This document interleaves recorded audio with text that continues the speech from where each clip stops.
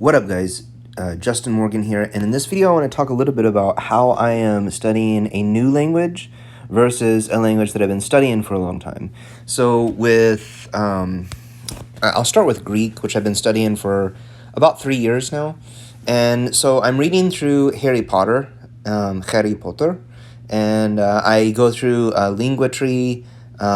This is a YouTube channel, Yuli does these, so these are really good. I listen to them on 1.5 times speed, and I'll just go through these and listen to her. Και καλώς So she'll ήρθατε talk about, και πάλι στο κανάλι μου.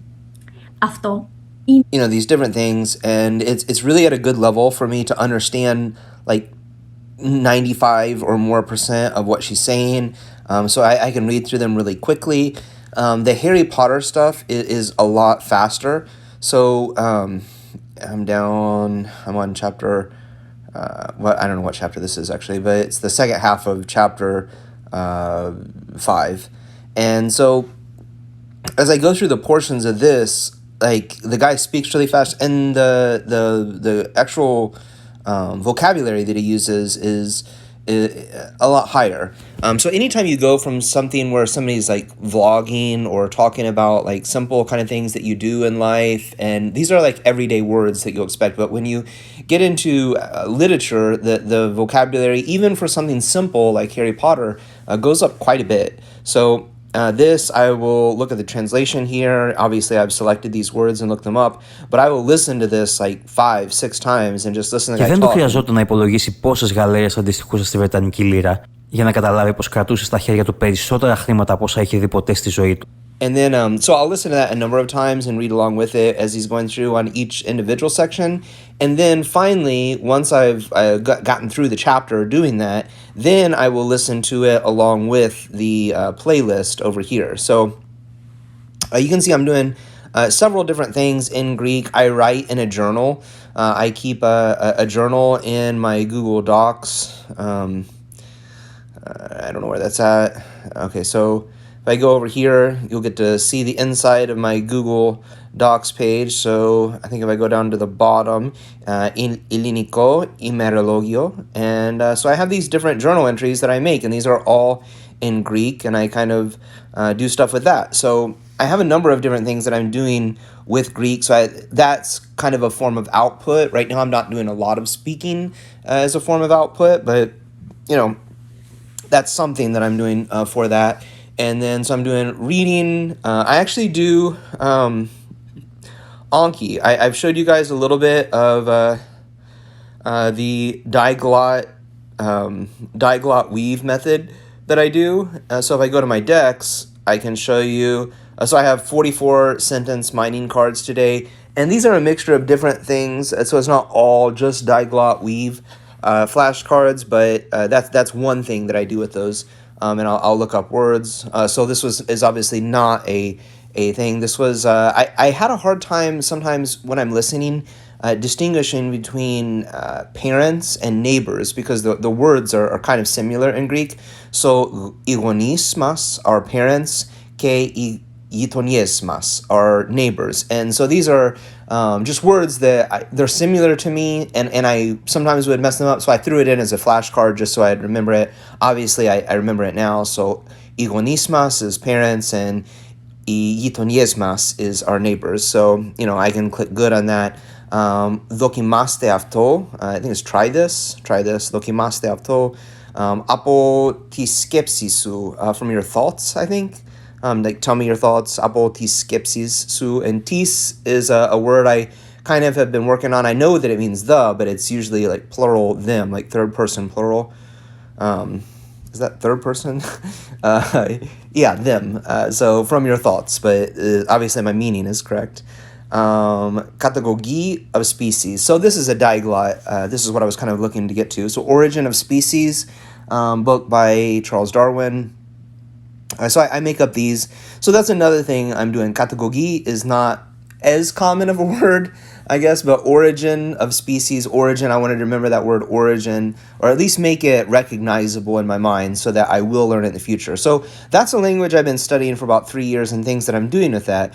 On Latin, though, I have not been studying. I've studied it a little bit and then I stopped and then I've come back to it. So, total, I've got less than 6 months of having learned Latin, and I'm restarting it now here in the past month or so.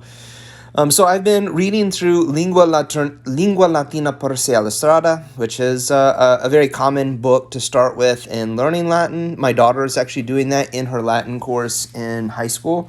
So, what I've been doing is that I'm currently on chapter 3. You can see I've in the past read beyond chapter 3, but right now, since I've returned, I'm just going back. And this is where it gets really fun, because in 20 or so minutes per day, not even 30 minutes a day, not even a half hour, I am making progress in Latin right now just through reading this. And you don't even have to have Link to do this. I'm using Link, but this is on YouTube. You could watch these. These are Scorpiano, I think is Latina Scorpiano. I can't remember the guy's name. Luke is the Luke Ranieri, I think is the guy that does these. So he does it in classical pronunciation. And then there's another a playlist that does these in ecclesiastical pronunciation. So, he's done videos. I have a different impression of these pronunciations, I think, than he does. Because when I think of classical pronunciation, I think of like scholars and people at colleges teaching Latin. And then when I think of ecclesiastical pronunciation, I think of like simple people at church that are saying prayers that they've learned, that have been passed down to them, or that they've heard in church. So when he did a video on this, he kind of presented the street savvy like Latin speaker as like some guy in a leather coat that's just learned Latin on the street. And then, like, he presented the ecclesiastical pronunciation as, like, some scholarly type thing. Like, I don't know where he got that idea from, but I mean, I'm sure he's a very intelligent man and has been around Latin a long time. But, I've been around people that spoke Latin, or not speak Latin as, like, a language, but, that have studied Latin.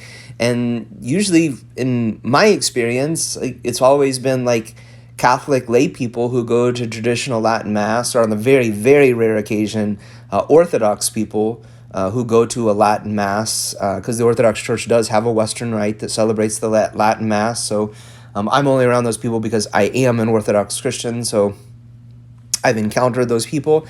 And as a Western Orthodox Christian, I have a lot more experience with Latin. English people for many, many generations now have studied Latin as a norm in school. You go through so many years of French, followed by Latin towards the end of your primary school years, or not primary school, but what we in America we would call high school. I don't know how, I'm sure he gets that from somewhere, but, just my experience is not the same. You could go through something as simple as, like, watching somebody read these, and then on Memrise, I'm going through the course where I just go through the vocabulary. It doesn't give you a pronunciation here, but, sorry, I turned down the volume for a second. It doesn't give you a pronunciation, but, like, I kind of know the pronunciation because I've listened to these videos. So, you're hearing it and you're seeing it read, and, you can go through the reviews on this and you can see it and read along with it, and you really pick up the language. And this is the beauty of learning a new language, is that it doesn't take very much effort to really begin to learn. So I see second, and the word is secundus, secunda, secundum. And I know that's the answer. Happy is laetus, laeta, laetum. And I know the passage. So this is in the girl in the story that I've been reading. I can't remember her name. Julia. So it's, in Latin. Yeah, Julia. You see it up there at the top. So in Latin, I'm reading the story in Julia, and then in Greek, I'm going through the series with Iuli, which is, the Greek version of that. So same name, interesting. Happy, Laetus, and then mama. That's really easy. Mamai. Asks is interrogat. Angry is iratum. So you can see persona, personae, actor or part. And this is so easy. Me is me. and it's just enjoyable. It takes almost no effort at all to do, and that's my reviews for the day. So I only do 15 new words per day, and that kind of goes through pretty quick. It takes about 10 minutes to go through learning 15 new words on Memrise, and then doing the reviews that you have to do for it, and then listening to these. You can see the length down here. It takes about 8 to 10 minutes, somewhere in that range for most of these. Some of them get a little bit longer as it goes on, but point is, it's not a whole lot of time. We're talking 20 to 30 minutes max of study per day, and you really can see progress. So I will listen to these, 2, 3, maybe 4 times while I'm doing the vocabulary for that chapter. So you can see I'm halfway through chapter 3 right now. I've listened to this twice, I think, to chapter 3. So once I've listened to it, once or twice, I'll, spend a day doing something else. So these are preces in lingua latina. I think preces is prayers. I'm not 100% sure, but Ave Maria is a prayer. I went through on this and link, and Ave Maria, gratia plene, Dominus tecum, benedicta tu in mulieribus. So I know this prayer very well. It's the Ave Maria prayer. Hail Mary, this is what the angel Gabriel says in the Gospel of Luke when he appears to Mary to tell her that she will conceive a child. Ave Maria, gratia plena. Hail Mary, full of grace. And because I already know the prayer, it makes it very easy to follow along. Dominus tecum. Hail Mary, full of grace, the Lord is with you. So you can tell tecum is Dominus is master, the Lord. The Lord be with you. Dominus tecum. Benedicte tu in mulieribus. Blessed is the fruit of thy womb. So you can kind of infer that benedicta is blessed, tu is you, and blessed is the fruit in your womb, mulieribus. And so, doing prayers that you already know, obviously, is very good. Gloria Patri, glory to the Father, and to the Son, and the Holy Spirit. So that's kind of a good way to, get diversity. So I'm picking up some additional things. So that's really about it. If you were to do something like that, that can distinguish or show you. Obviously, I have religious reasons that I enjoy studying Latin and Greek, but that's kind of aside. These same principles would apply in any language. With a new language, you can make a lot of progress just in 30 minutes or even less per day. And in a language where you've been studying it for a while, it actually requires a little bit more, investment in time.